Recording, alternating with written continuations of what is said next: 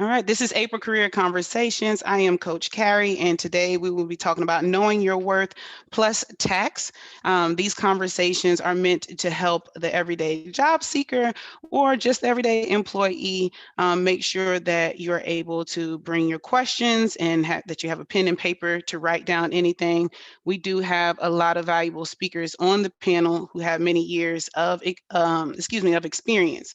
So our goal for this panel is to help our audience with clarity on how to identify your strengths and effectively utilize your skills for promotion, as well as calculating your time value and understanding your options to properly discuss any salary or just helping people find employment or promotion opportunities, attempting to take their talents to new levels. So we're excited to hear from each speaker on the panel.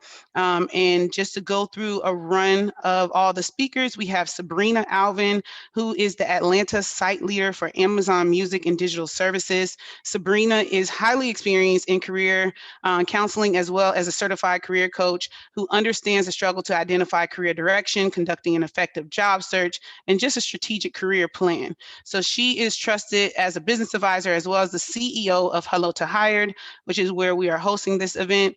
And she is also a coach that style has centers around a holistic approach when she coaches her clients on their goals. So she looks at factors such as biology, psychology, as well as just the social aspect to enable them to achieve their goals. So thank you for joining us, Sabrina. We also have Alita Postel, who's a senior director of market insights, pharmacy strategy, and business intelligence at Walmart Corporate. She's been a senior leader in pharmacy operations, PBM, and service delivery for over 18 years at some leading notable organizations such as Aetna, Prime Therapeutics, Alliance RX, Walgreens, and Walmart. She has experience at building and expanding pharmacy programs and growing profitable multi-billion-dollar organizations while maintaining quality and a positive customer experience. And she also has a wonderful career journey of where she came to today and worked hard to get here. So thank you, Alita, for joining. Looking forward to hearing you.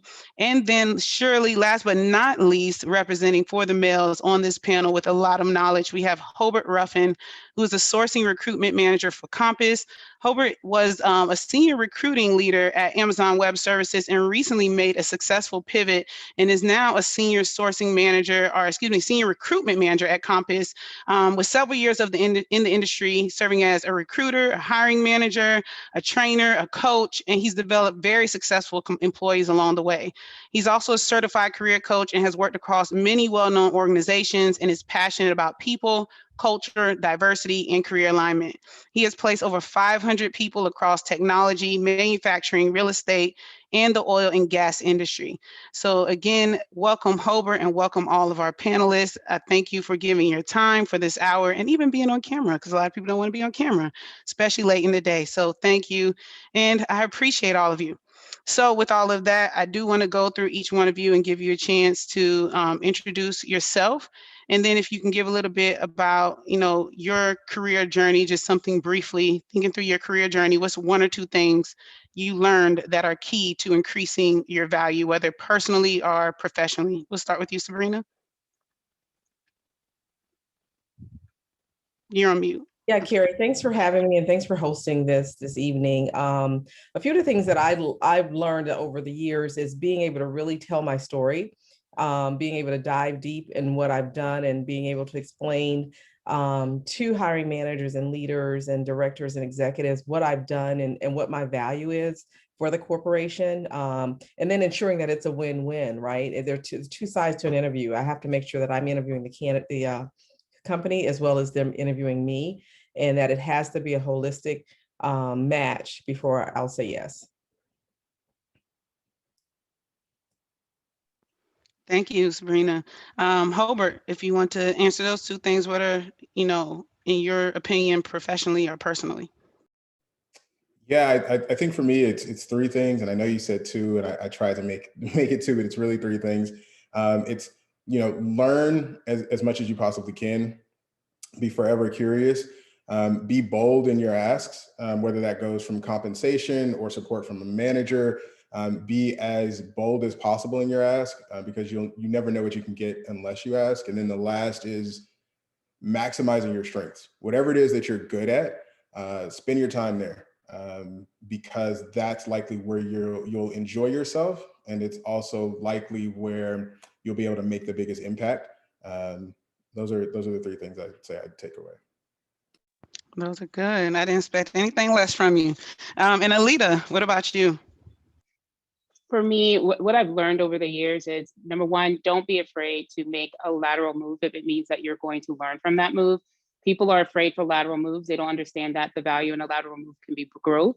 You also want to watch out for the risk of complacency when you make a lateral move, because the whole point is to grow in that position. Also know the difference of your level. A senior director at a Fortune 1 company and a VP at a company that's Fortune 100 is different.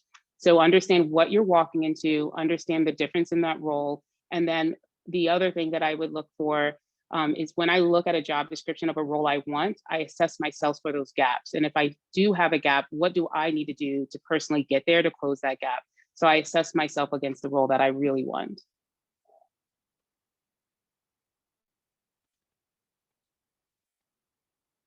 Sorry, I was taking myself off mute. No, thank you for that.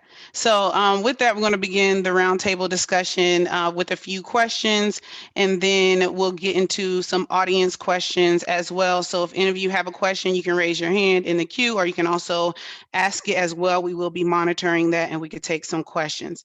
So the first question, and you can jump in, whoever wants to, and go with the flow of the room, but what markers of success does a manager or recruiter look for when hiring?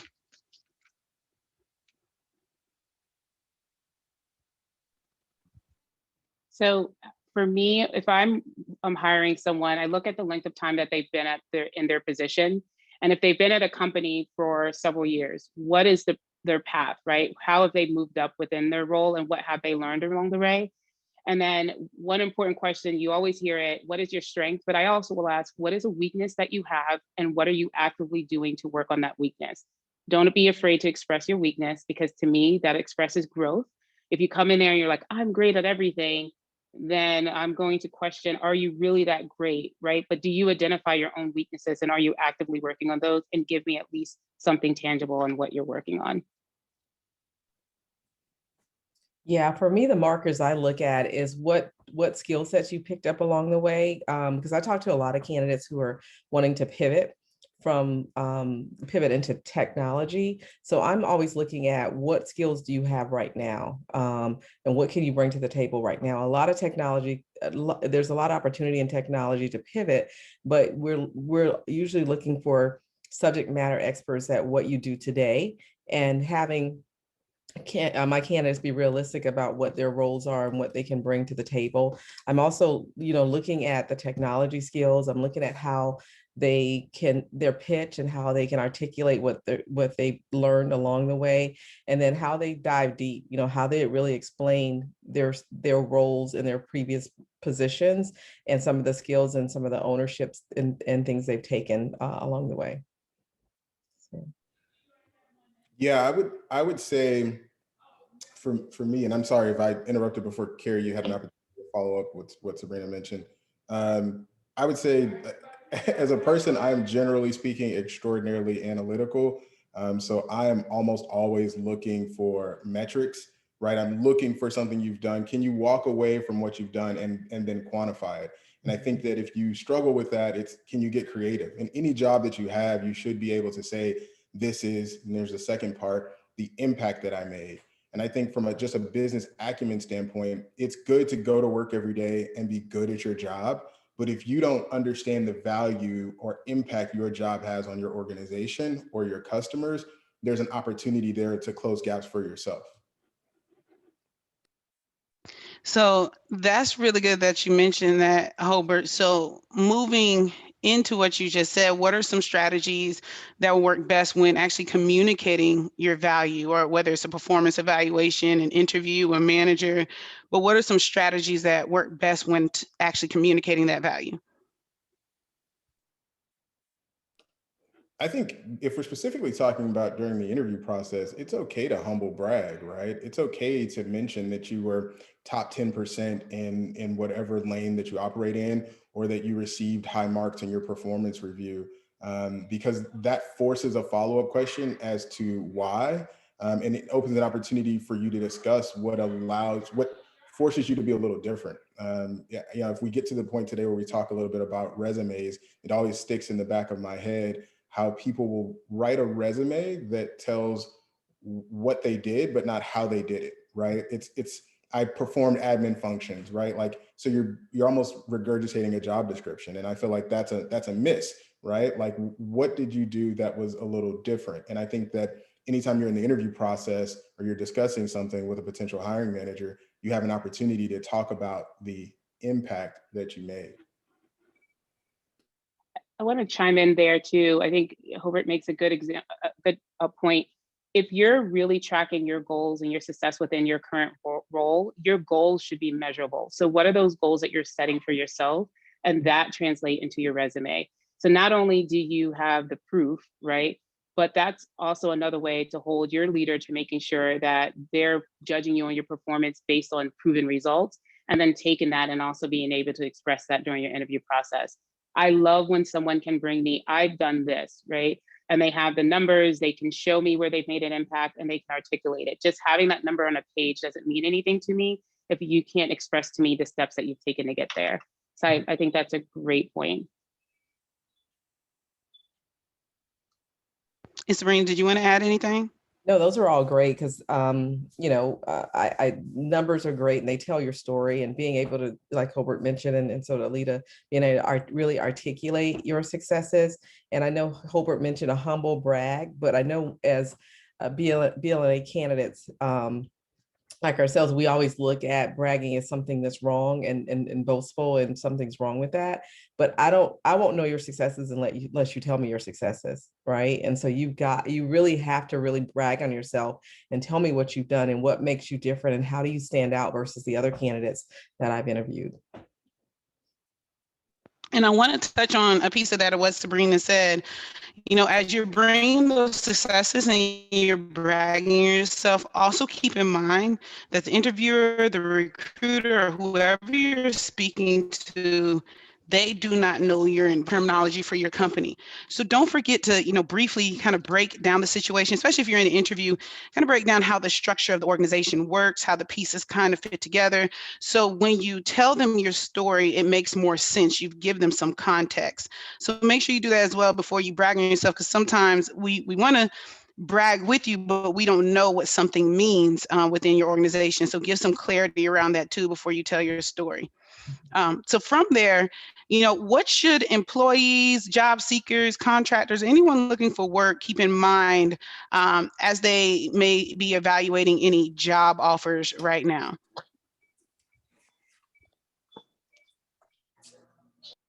So for me, if you're evaluating a job offer, right now it's important to also look at your support system. So what support system is that job going to bring you? I don't know if it was you, Sabrina, that when you introduced yourself also said you're interviewing your leader. So when you're evaluating that job offer, is that a person that you will want to work for? Do you feel that you're going to grow within that company? And what are you also sacrificing to get to that company? And is that what you're sacrificing worth it? So if there's a promise to get promoted, is that something that they can give you in writing? What time frame? What do you have to do? But all of that should be considered, especially the support system and then the growth opportunity for you. And do you feel like you're going somewhere?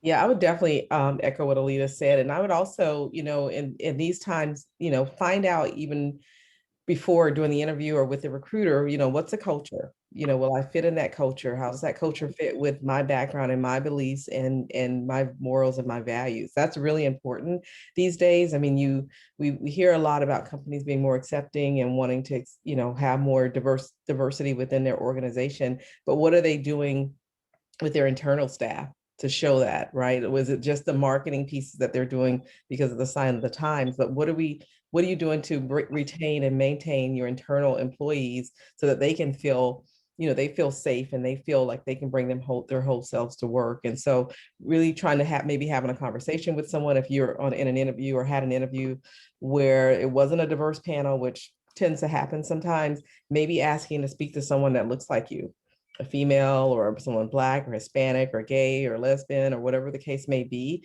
and having those conversations, because oftentimes we jump too fast to say yes to an interview, to an offer, and not really evaluate, can I work? I mean, will I get excited getting up every morning going to this company?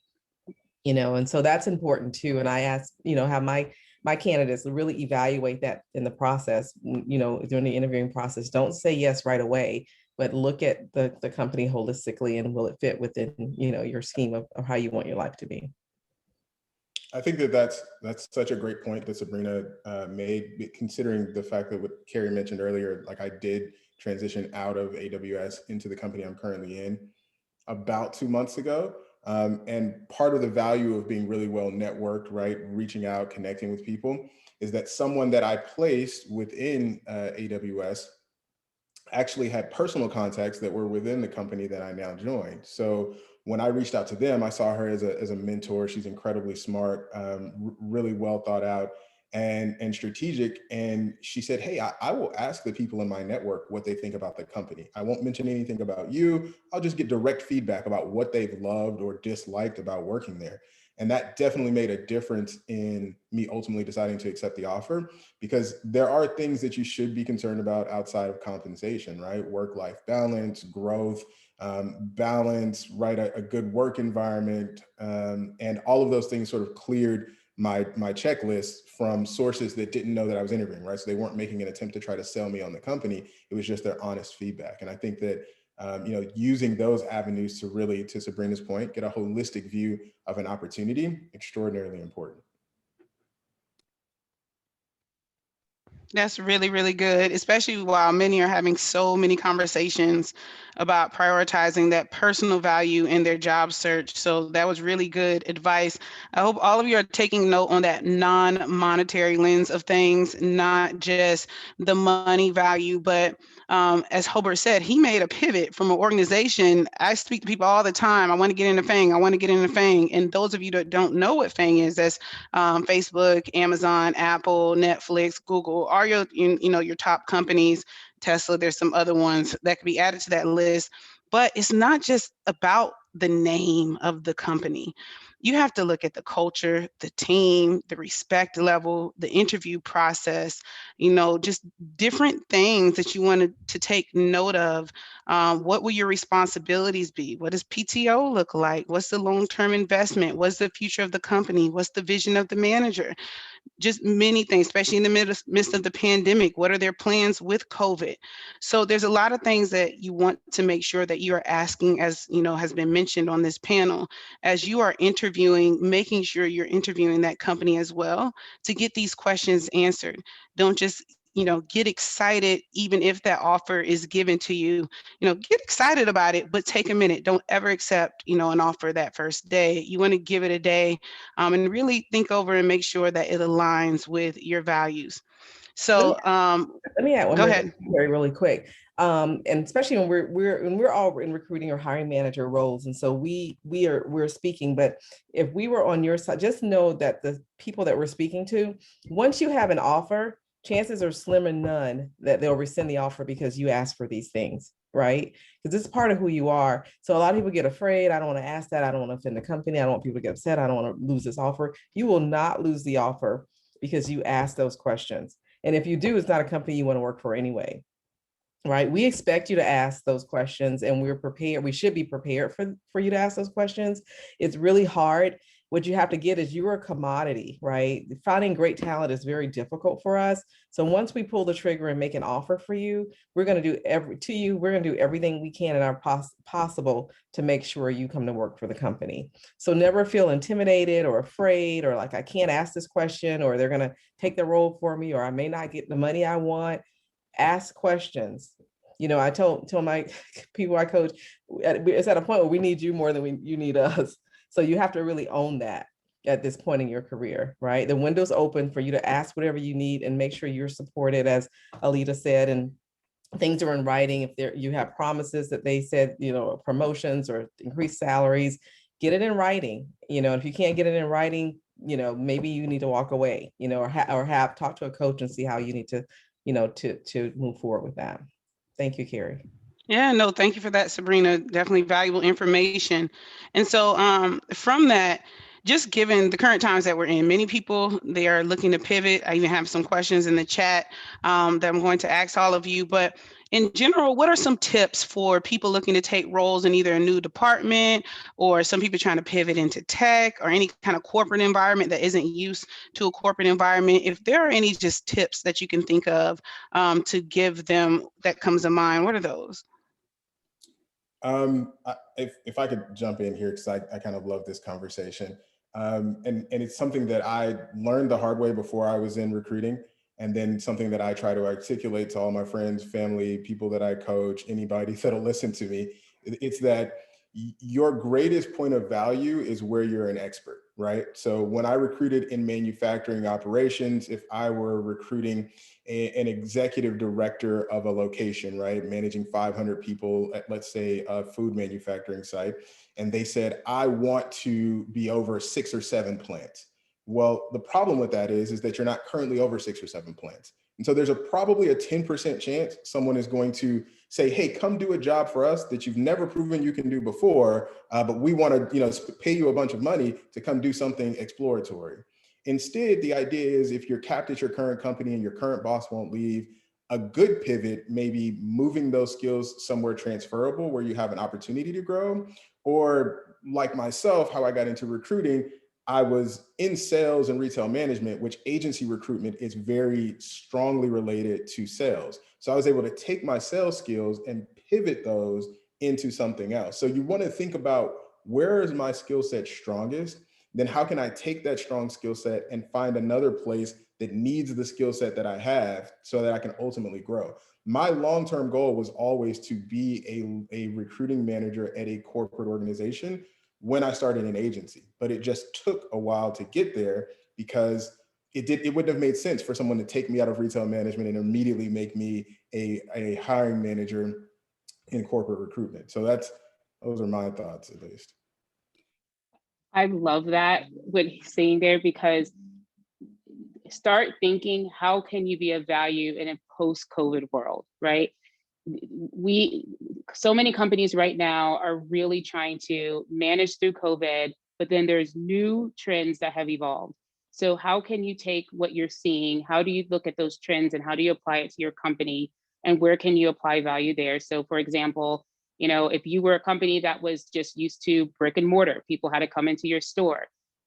Are there things that you need to help them improve on from a digital standpoint? Are there things that they need to improve from an online presence, right? So what are those things that you can bring to the table? What ideas can you bring? And then I also see that, especially people that are really eager about moving up or getting promoted, they get to the next department and they're already looking for the next one. What is the impact that you can bring in the current role that you're in? What are the things that you need to learn about the company? I love thinking outside of just what you're used to doing, because I'm in that situation now. And I had that conversation with Karie where I was in a niche, but I want to make it broader. How do I broaden what I'm doing? And how can I transfer the skills that I have amassed here, in my prior life to here within the role that I'm in? And I keep on saying, don't be afraid to make a lateral move. I'll tell you why, right? I moved from a VP role, getting ready to get an SVP role. And my leader said, I'm going to promote you to SVP. And I said, no, I had reached my ceiling. I've been at the company for 7 years, but going to Walmart, I'm going from pharmacy to a place that had retail. They had e-commerce, international. The footprint was huge. And so it was easy for me to make that transition. Now I'm learning about the company, transferring skills from being an executive at a prior company, but then also I'm in learning mode. So even though it may not seem like, well, it's not really what I want to do, those steps can all open up so much more for you. And then also you start thinking differently on, how is the world moving and what do you do and how can you contribute to making yourself valuable within that company based on the trends that you're watching. Yeah, Karie, thank you for this question, because we've had this conversation. One of the things I don't like hearing is people say I'm shooting my shot, right? That's one of those things. And I coach someone today who is in a great environment. He's AI, he's IoT with a major brand. He wants to pivot into tech, and then he's applying for a tech company or FANG companies, but he's looking for something so far out of his reach, vendor management or digital service. So so I'm having to coach him around, well, I'm just shooting my shot and I think I have the skills. Like Alita said, a lateral move, and even sometimes if you're changing industries, one level down, that's okay to get the skill sets you need to go in an organization, improve yourself. Most organizations, if you've been in a leadership role or you're in a management or senior role and you've taken, you've gone and sacrificed and taken a level down, it'll probably won't take you no time to level back up. Right. But it's just who you are. And when you're pivoting your career, you just have to be aware of that and be aware of what your skill sets are. Go back to your one-on-ones, your manager, and the notes you've taken, and really hone in on those skills and see where you can transfer them into an organization where it makes sense, and then decide to pivot into another career if that's what you want to do. The goal is to get into that organization and be really successful in that role. And while you're there, developing other skills that'll help you get into another area if that's what you choose to do. Great. Thank you all for that. So we have a specific question from Ariel. Her question is, how can she pivot from nonprofit to corporate? And she's receiving a lot of feedback that companies want corporate experience even when the job description is identical to her background. So what are some suggestions you can give her for pivoting from nonprofit to corporate?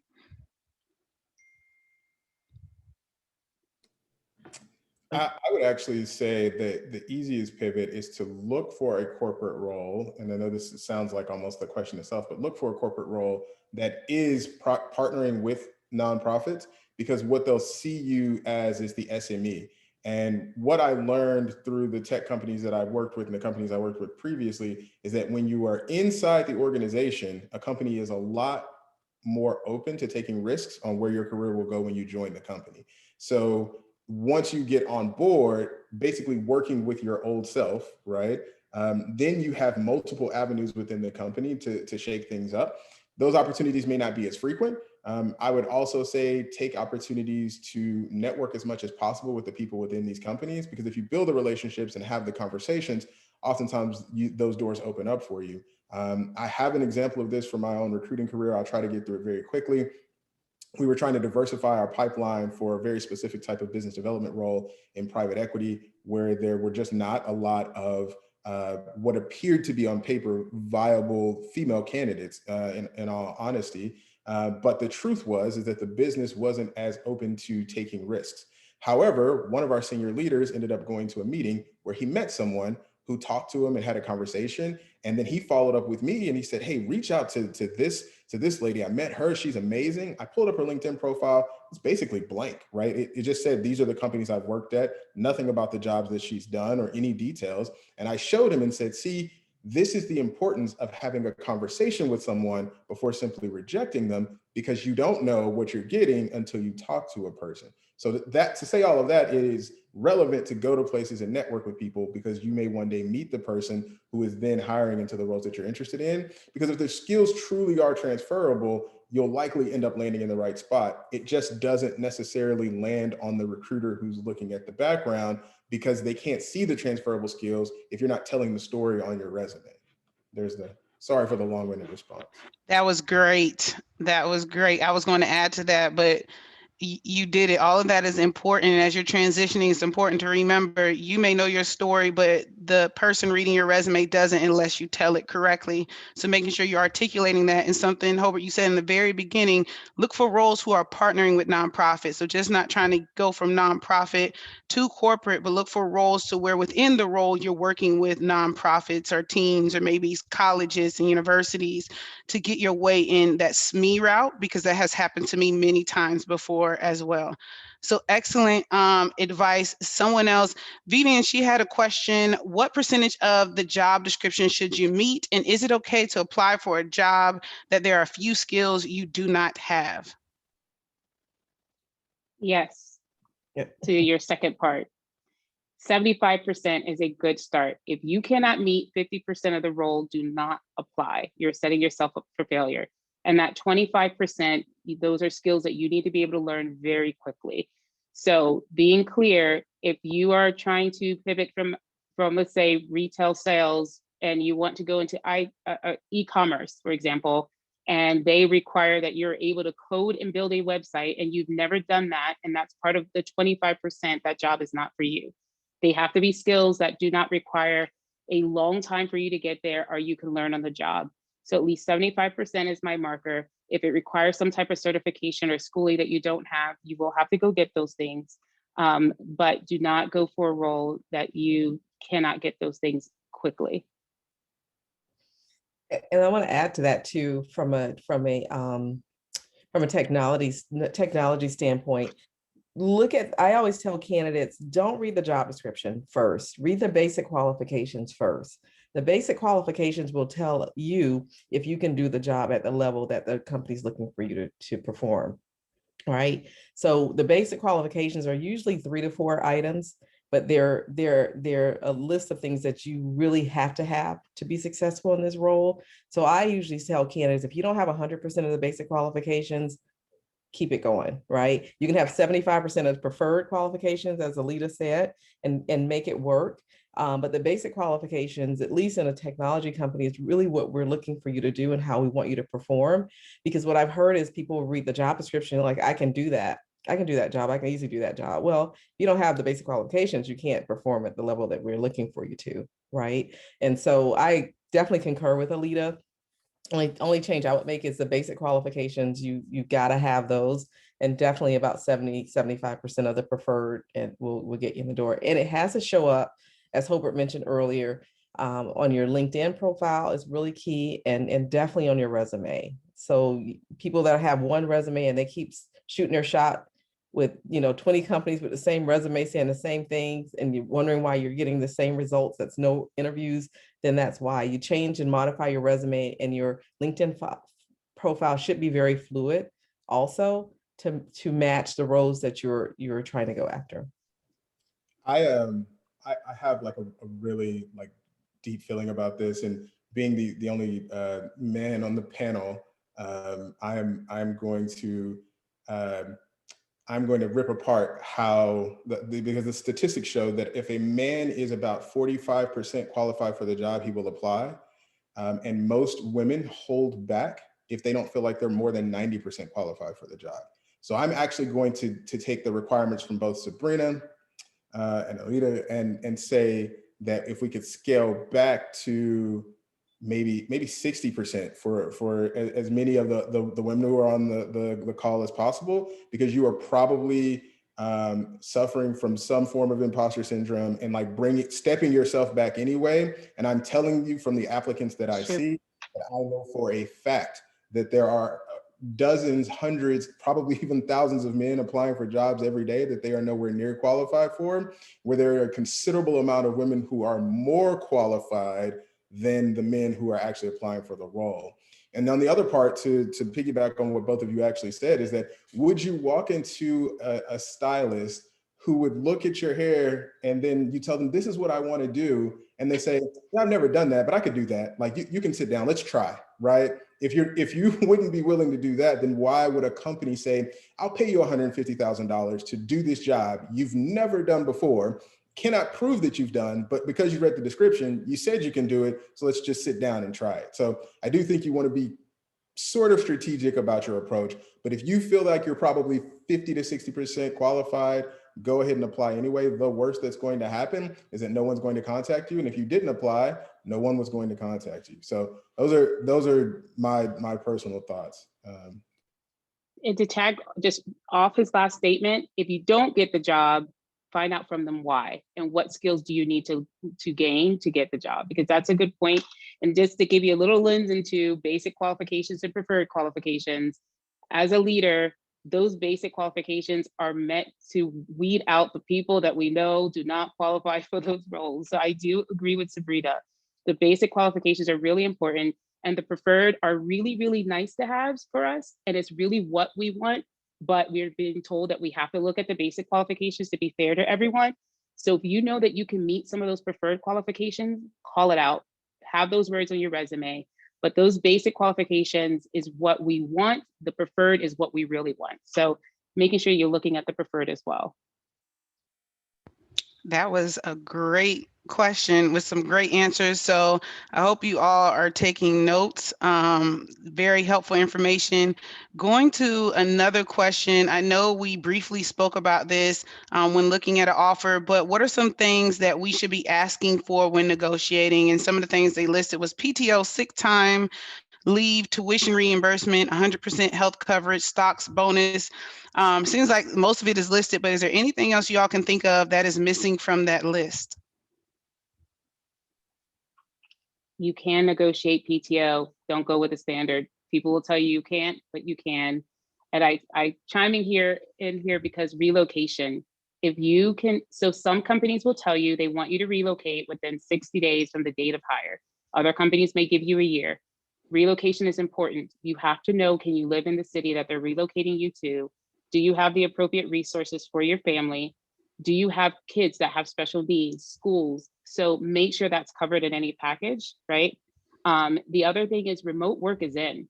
COVID has brought just a new way of thinking with remote work. If you feel comfortable working remote and you think you're very productive working remote, negotiate remote work. Get that in writing up front that you want to be able to work remotely.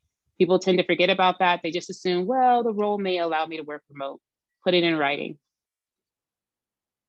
That is a very true statement. I have been working remote for years, and even when I accepted this offer with Amazon, that was actually part of my negotiation. So initially, the role was supposed to sit in Seattle.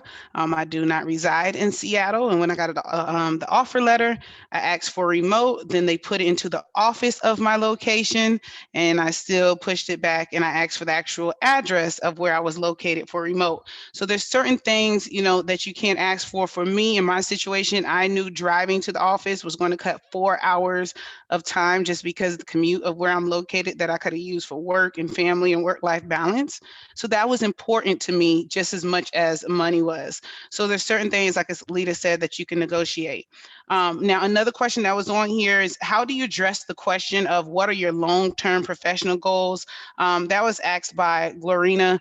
One of the things I would say for that first part, when you are asked that question about your long-term professional goals, don't look for ways to try to be what you think that company wants you to say. Truly think about what your goals are, because you should be able to answer that question before you get yourself in front of the company, because they should align to your long-term goals, if that makes sense. And the other suggestion I would say for you too is, you asked about your ideal position when they ask you about pivoting careers and roles.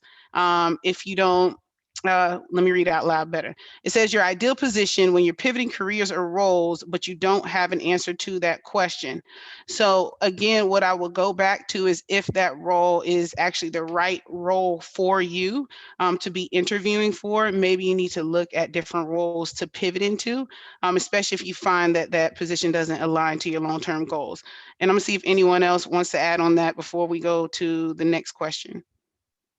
Karie, the only part I'll add on to is long-term, like you said, long-term goals. I agree with you 100%. And that goes back to preparing and prepping for the interview. And looking at companies that align with your goals and your beliefs and what you're looking to do. If it's a company that's, work with whales or the ecology or work with some group, find out what they do as a philanthropy for that company and see if your goals align with that. And that's a good way to answer that question. And just as a last tip, Glorina, Sabrina, she is a certified career coach. And one of the things that people come to coaches for is for interview preparation. So if you find that you keep getting in front of these interviewers and you're just not making it through, it may be good to just actually speak to someone that has been in these situations that can help you tailor that. Hobart is also a certified career coach, as well as myself. I always tell people, find your voice, because I'm very direct. I will break you down and build you back up. But some people, they don't want that.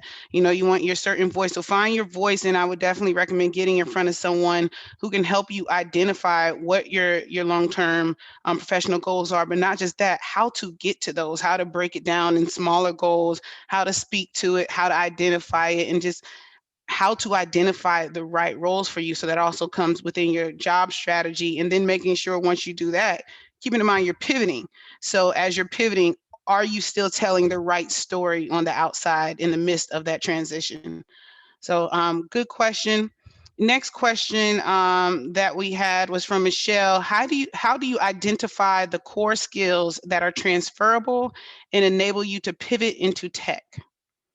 So go ahead, Hobart. I can speak to this because of my wife. So my wife was working in the oil and gas industry, and found a job in tech, and sent me the job description. And I mean, pound for pound, line for line, it's exactly what she was doing, just moving over to tech. Once she got in, she's been in tech for about 5 years now. Once she got in, she's moved around within the company maybe 3 or 4 times. Right now, she's a global ops manager for a business product line, and she's picked up a ton of skills along the way. I think that the most important thing you can do again is maximize your strengths, right? She was an analyst. She was great at analysis. Her stories around analyses and how she'd saved money for this one oil and gas client, it was something to the tune of like $7 million, right? These really impactful stories that mattered. She was able to use those in her interview process and get her through the other side.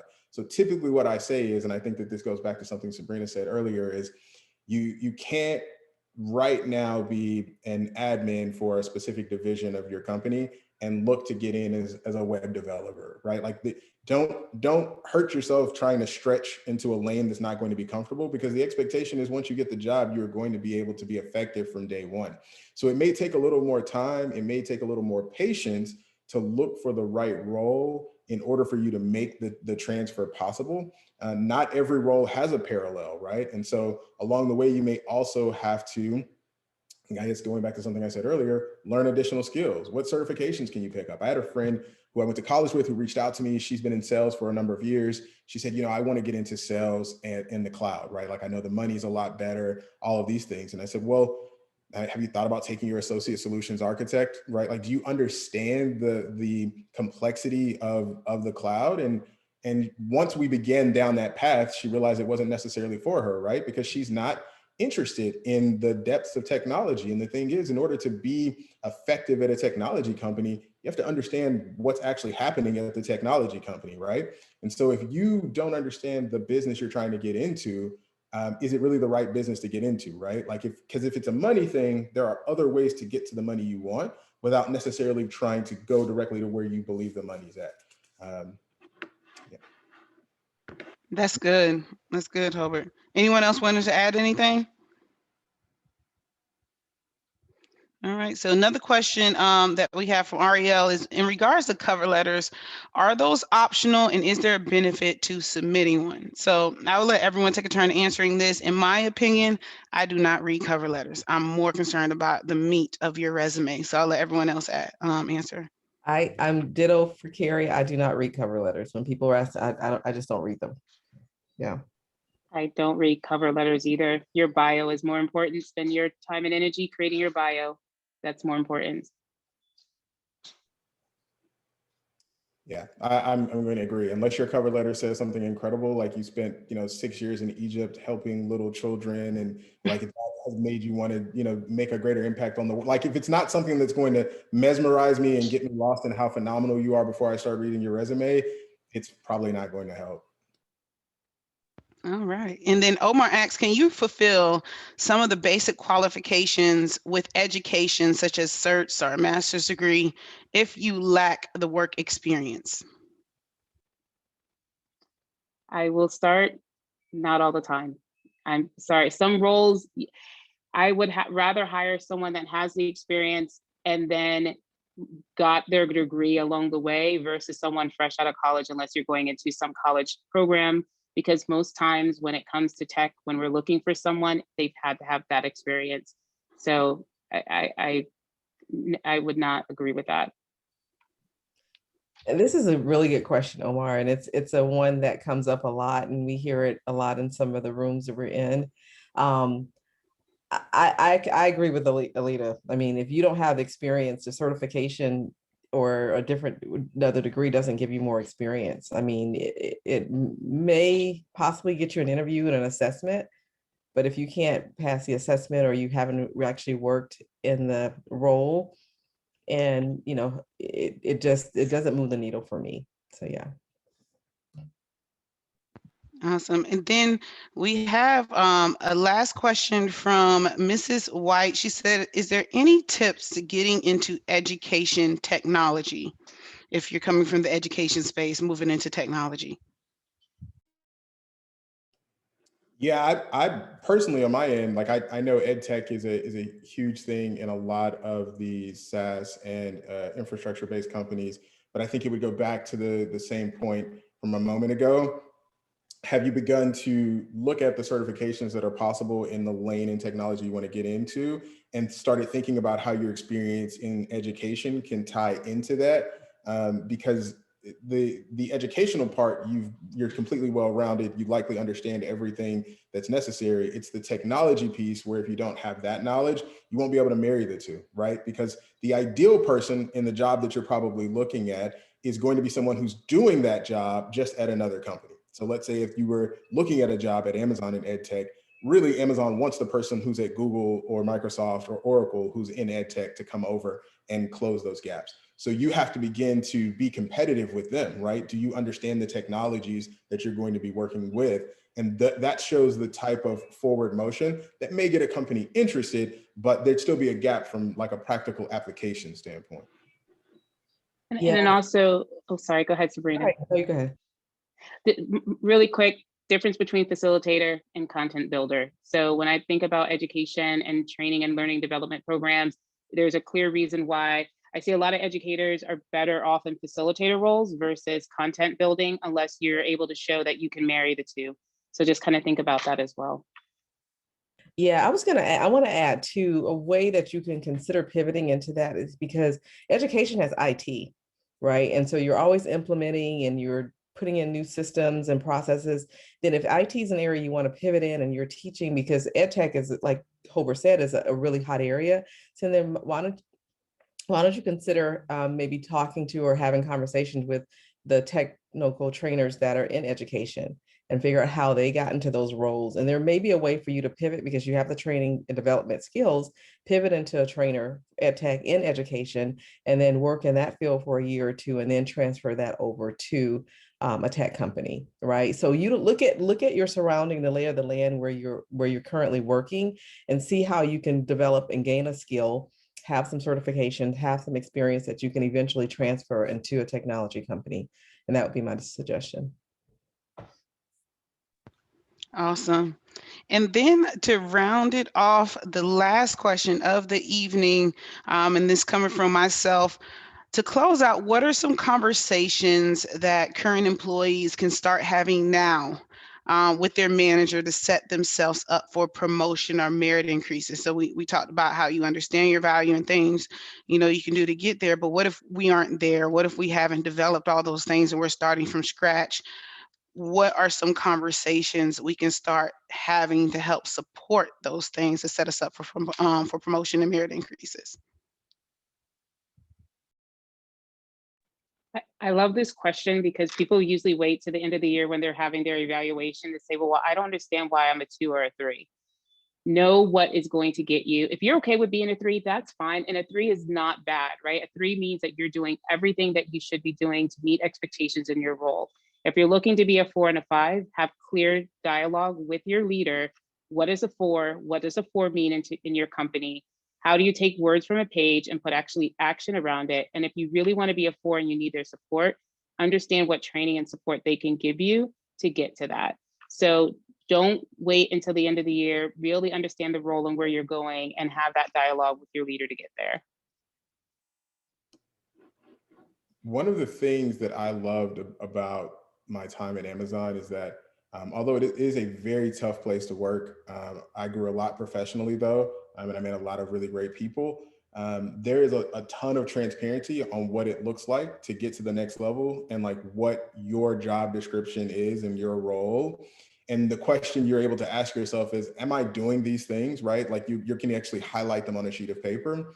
Some companies, that information is a little more hidden, but I think to Alita's point, you've got to have conversations early with your leaders about where you are and how you can get to wherever it is that you're trying to go. because it is, if you're waiting until the fourth quarter to start putting up shots, it's bad times, right? Like you've got to begin the year with a plan on, hey, this is what I'm going to do to be effective in the role so that I can get to that next step or get, the higher end of a merit increase. Yeah, I would definitely agree with all of that. I mean, this is beginning of the year, and I think we have all had our in our one-on-ones or our annual reviews that recently look at that annual review and really determine, are you in the same place you want to be in the same place next year that you are today? And then if you don't, then have that conversation, go back and have a one-on-one with your manager and say, look, I had some time to digest my review, and these are some of the action items, and put a plan together on how you're going to excel in those areas, and then ask for their advice. Okay, so I'm looking at possibly wanting to promote or definitely increase my salary next year. What are some of the tips? Let's set a plan or a path together so that we can check during our one-on-ones every week and see where I am and getting or moving the needle forward with that. And use your manager and hiring leader as a partner for you to get to that next step. And like everyone said on this panel, don't wait until December or November or even October, because at that point it's too late, because reviews are January, February, right? Start doing that now and assessing where you want to be next year. If you want to get more continuing education, how do I do that? How can I carve time out of my schedule now that's really busy, and get your leaders to align with you to make sure that you are valued to them right now. Companies don't like to lose people, right? But you have to help them help you, right? So if you're just coasting and just hanging out, then your reviews and your pay is going to reflect that. And so we have to learn as employees to be responsible for our growth and to have some ownership, not some ownership, have ownership.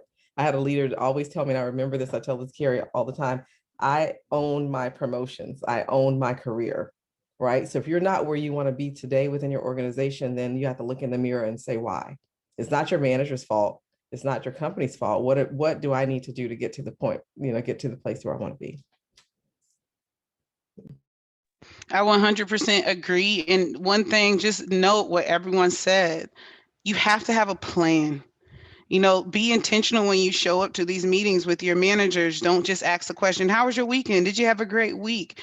This is your career. Take control of it. Do not depend on anyone else to take control of it. We are not in the times where you're going to be handheld, nor were we really ever in those times where someone's going to help promote you, especially if you are, someone in the diversity realm.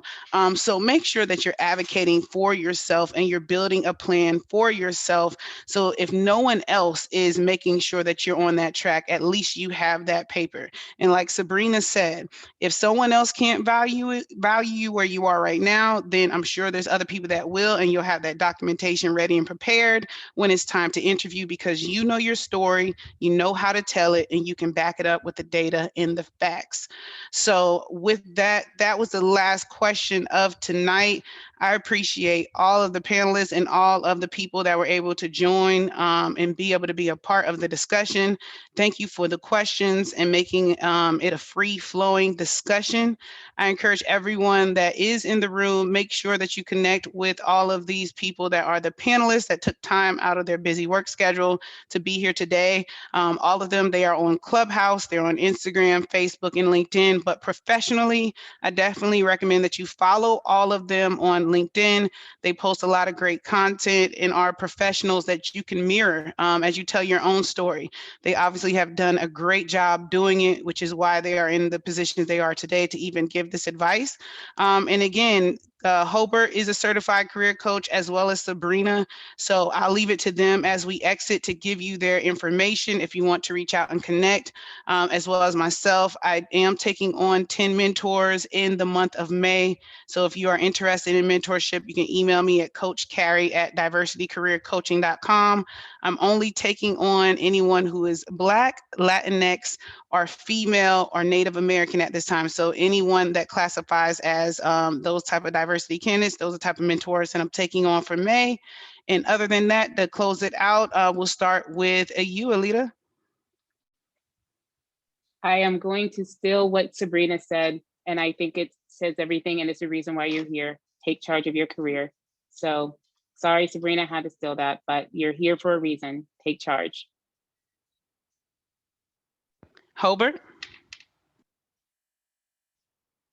As always, I'll be slightly more long-winded than necessary. But there was a conversation brought up earlier about how companies will not bypass you simply because you asked for more. I know someone personally and professionally who was in a situation where she was grossly underpaid at her last company. I'm going to get a little specific with numbers since it's a confidential conversation and no one knows who this person is.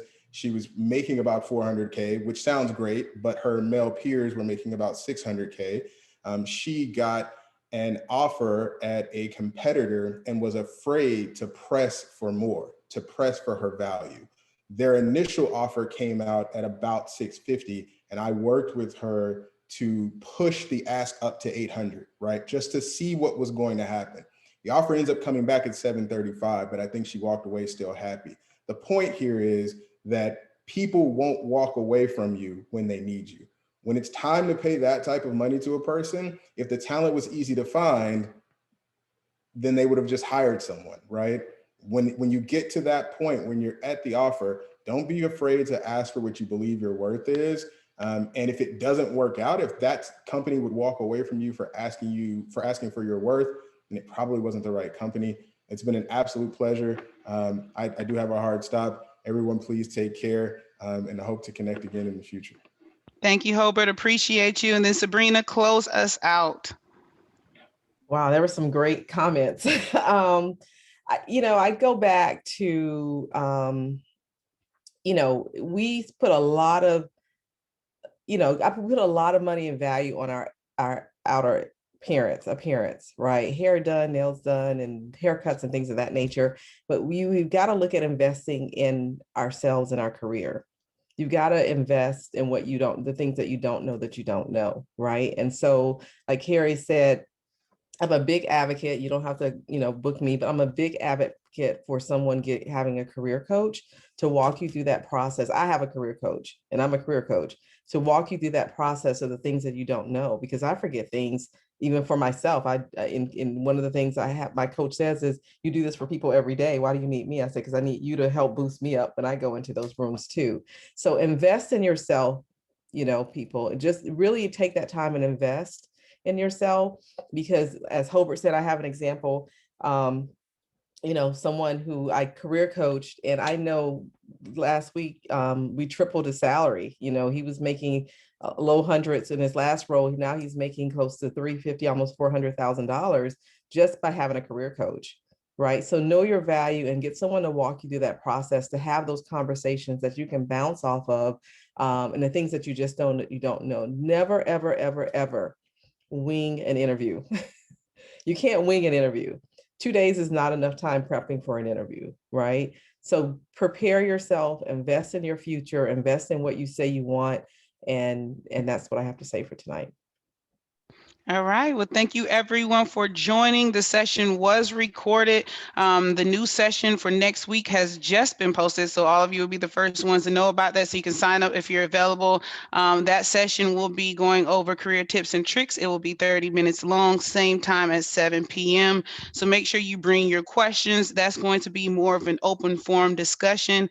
But other than that, remember to take care of yourself, be empowered, and understand that we are created to do many things beyond what we can even imagine. So a lot of times we get in our own ways, but I encourage you to just get out of your own way and just see what's possible. Step out on fear and don't let fear control you, but take control of fear. So all of you have a blessed evening. If you're tuning in the afternoon or wherever you are, have a wonderful day and be blessed. Thank you so much. Good night, everyone. Good night, everyone.